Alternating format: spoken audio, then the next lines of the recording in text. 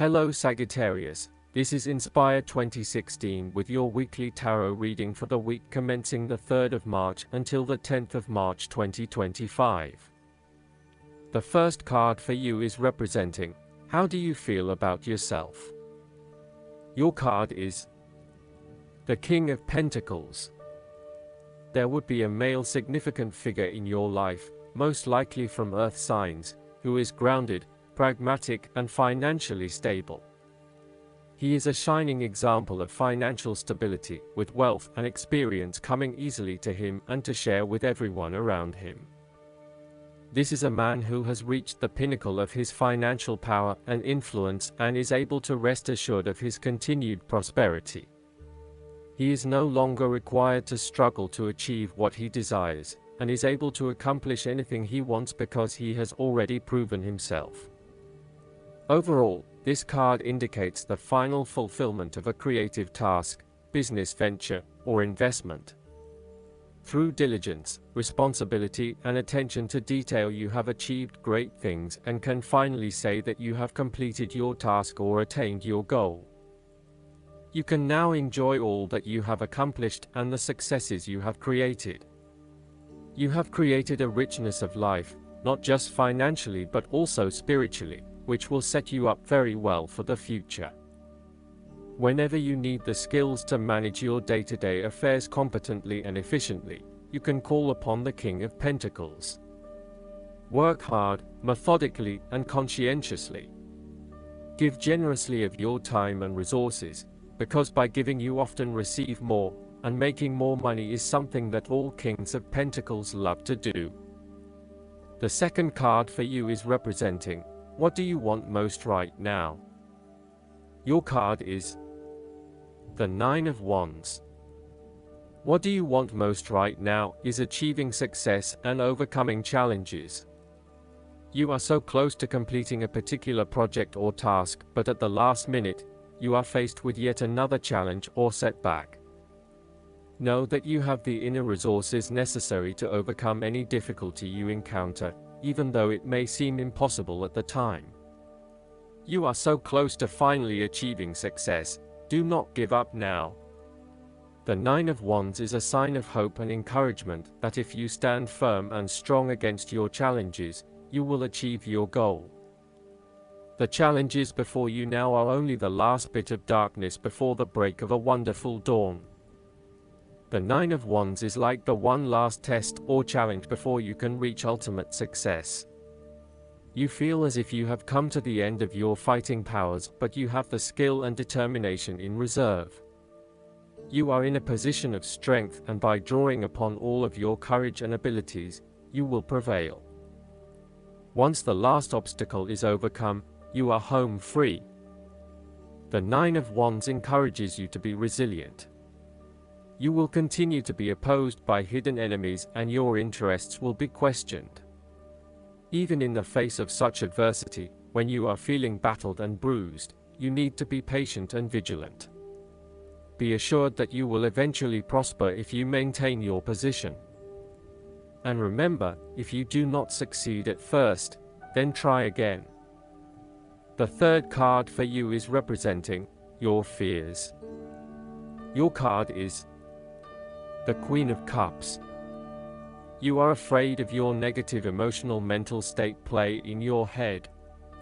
You are allowing your imagination to run away with you. You mean well, but unfortunately you cannot be relied on. You are letting your emotions take hold and you are not thinking clearly with your head. At its worst, the precious qualities of imagination and flowing fantasy might turn out to be weakness and thoughtlessness, turning in any direction that any wind may blow, getting lost in a dream world of unreal fantasies. You are becoming easily overwhelmed by emotion, and you are becoming moody, unstable, brooding, suspicious, and overly secretive. The Queen of Cups represents an over-emotional wreck who can be driven to manipulative and vindictive behavior. Your mood swings are making life difficult for others, and you are emotionally draining on those around you. You tend to play the emotional heartstrings to your advantage. Within you, You may also harbor angst and self-loathing for your inability to do more with yourself and your talents.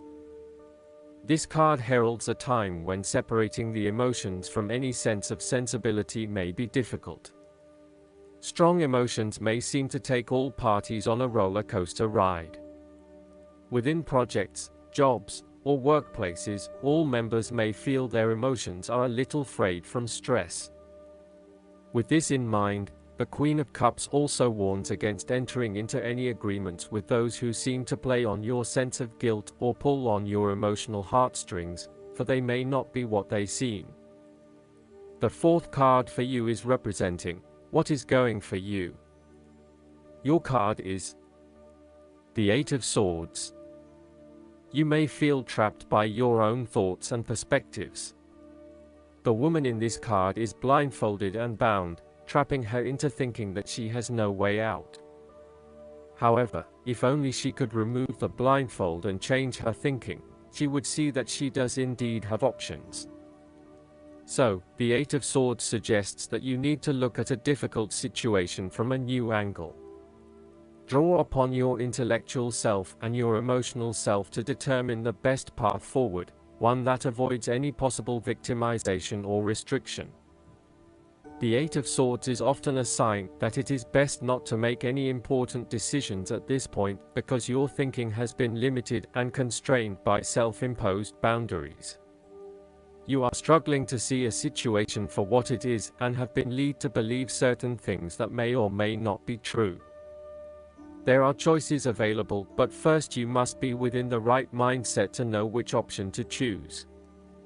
This means releasing the bindings and the blindfold to see the situation from a different, less imposing angle.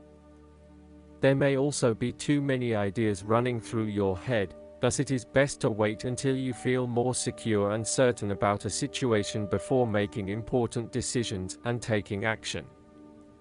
If you see part of this woman in yourself, then it is imperative you take back your power and personal accountability and open your eyes to the options that lie in front of you.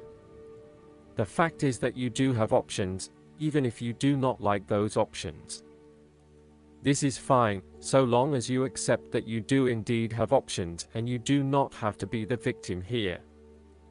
The fifth card for you is representing what is going against you.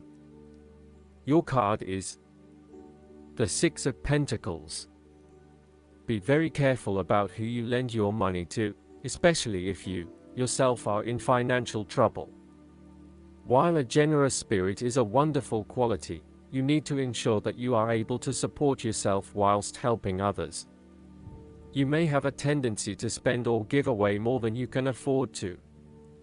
Be careful with the amount of debt that you get into. It is possible with the Six of Pentacles that you are getting in over your head, and it will soon come back to bite you in excessive interest rates or personal threats if you are unable to pay it back in time. Be wary, too, of get-rich-quick schemes that are more likely to leave you with a hole in your pocket than a pile of cash. The Six of Pentacles sometimes reflects the selfish side of charity. In some cases, people give to others not for the benefit of the other, but for the benefit of themselves. Be careful that you are not trying to prove to others that you are generous because you can give to the poor or the needy. Aim to give selflessly rather than selfishly. In a relationship reading, the Six of Pentacles suggests that one partner is doing a lot of the taking but not a lot of the giving, thus creating an inequality in the relationship. You need to be careful that your generous spirit is not being taken advantage of and that you are not always the one making compromises for your partner's benefit. The last card for you is representing the likely outcome that you may have. Your card is the Three of Cups. You are helping others, which in turn means that others are open to helping you.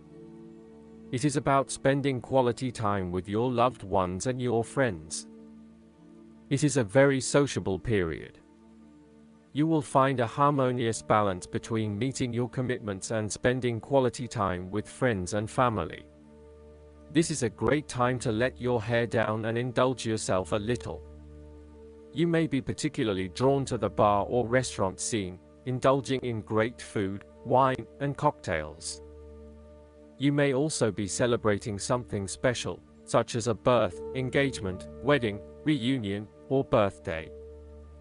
For the moment, even though life's problems go on, you can take time out to forget about the hassles of the everyday world and enjoy the company of your friends and loved ones. Such respites are often needed before and after periods of high stress, to stop you from getting burned out emotionally or physically. When this card appears and you are experiencing a high level of stress, take some time off to recuperate and gain the support of friends before returning to reality. Last but not least, the guidance card for you is: take a divinely guided chance. This card encourages you to move forward with your inner guidance, even if you presently can't foresee how it will all work out. When you take a chance with the guidance that you are receiving, your actions are saying that you trust God and the angels. Placing our trust in the divine makes good sense, since heaven can see our actions from a 360-degree perspective that we often lack. God and the angels can see the repercussions of our actions echoing out into infinity, whereas we are lucky to be able to accurately predict the ripple effect through the next day. Very few monumental and important tasks have been achieved by people who did not take some sort of risk. We know that it can be intimidating, but trust that you are being led toward a positive and abundant future. God and the angels are with you every step of the way, ensuring that you will only receive that which is for your highest good. The angels of abundance are not encouraging you to take needless risks or to behave recklessly, however. Ensure that you are following your divine guidance, not some ego-based desire. Greed, anger, and lust are not the emotions of the angels, and they will never guide you with those feelings. True non-ego-based guidance comes in the form of love, inspiration, and giving. You can be assured that if you are receiving guidance that does not come from a place of deep and powerful love, it is not true guidance and you should not follow it. You can always ask God to help you to know if your guidance is true or not, and you will receive clear signs to answer you. I hope that you enjoy everything, and if you like the reading, just please click subscribe and you will get the instant notifications every time we publish a new video right to your YouTube. Thanks.